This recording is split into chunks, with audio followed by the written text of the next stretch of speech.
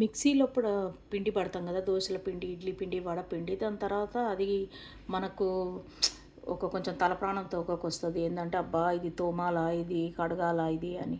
దానికి best option ఏందంటే కొంచెం వాటర్ పోసేసి 3/4 వాటర్ పోసేసి లిడ్ పెట్టి ఒక 20 సెకండ్స్ టు 30 సెకండ్స్ మనం మిక్సర్ గ్రైండర్ ఆన్ చేసినామంటే అది మంచి క్లీన్ అయిపోతుంది. చూపిస్తా ఆగండి. చూసినరా ఎంత మంచి క్లీన్ అయిపోయిందో. ఇంకా జస్ట్ ఒకసారి రిన్స్ చేసుకుంటే అయిపోతుంది.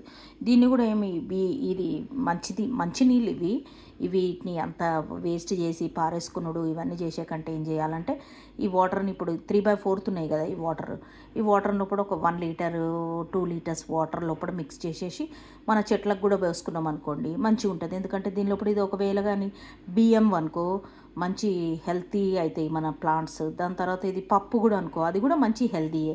అయితే ఇది కొంచెం వాటర్లో మిక్స్ చేసుకొని డైల్యూట్ చేసేసుకొని మన చెట్లకు వేసేసుకున్నామంటే మంచిగా చెట్లు కూడా పెరుగుతాయి అన్నమాట. ఇది ఒక టిప్ అనమాట మిక్సర్ గ్రైండర్ జార్ క్లీన్ చేయడానికి. Love you all. నా వీడియోస్ని లైక్, షేర్ అండ్ సబ్స్క్రైబ్ చేసుకోండి. Thank you.